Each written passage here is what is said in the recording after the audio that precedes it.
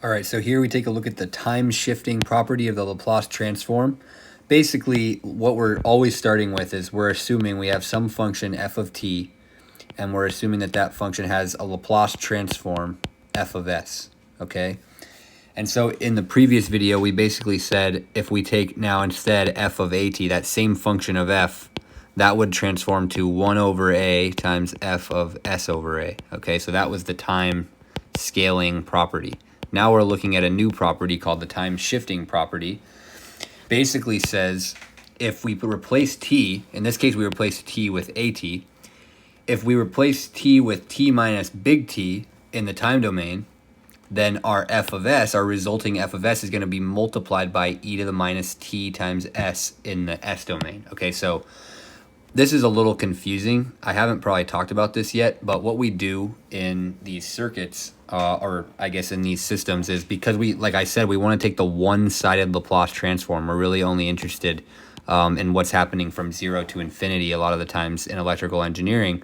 So just to re-emphasize that, we'll take our function of t and multiply it by u of t.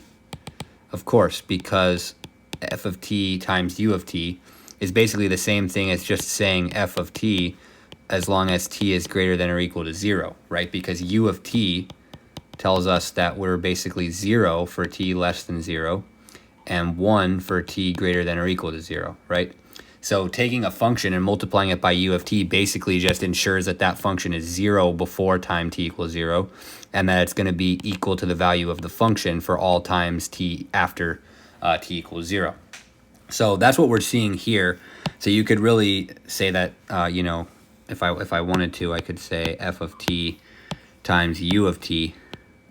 And you'll see that quite often. You saw that in the cosine example where it was the cosine of omega t times u of t. And all that does is it enforces me when I take the integral. Instead of going from negative infinity to infinity, I already know negative infinity to 0 is 0. So I just start with this 0 to infinity, which is the one-sided Laplace transform, okay?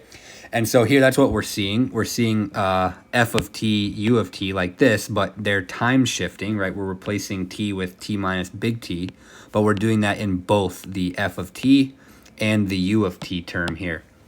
And so what we're saying is if I take my function f of t and I want to take the Laplace transform of that, if instead I time shift that function by a factor of big T, then my original f of s, right, my original transform was f of s, my new transform, having shifted in the time domain, is going to be multiplied by e to the minus t times s in the s domain, okay?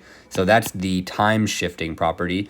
And this is heavily related to something called the frequency shifting property, which is basically the inverse of this. It's basically doing the same thing, but going from the s domain back to the time domain, and that's what we're going to look at here.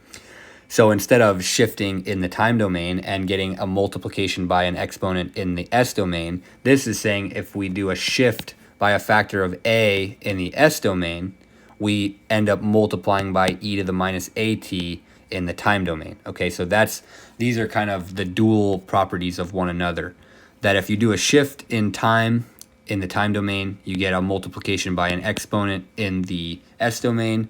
If you do a shift in the s domain, you get a multiplication by an exponential in the time domain. Okay, so that's the time shifting and frequency shifting properties. Of course, this might not make a ton of sense just yet, but it will make sense when you actually start solving these kinds of problems, because these properties are going to be useful for helping you when you take Laplace transforms. And, well, ultimately, if you're using the table, you probably won't have to worry about these a whole lot.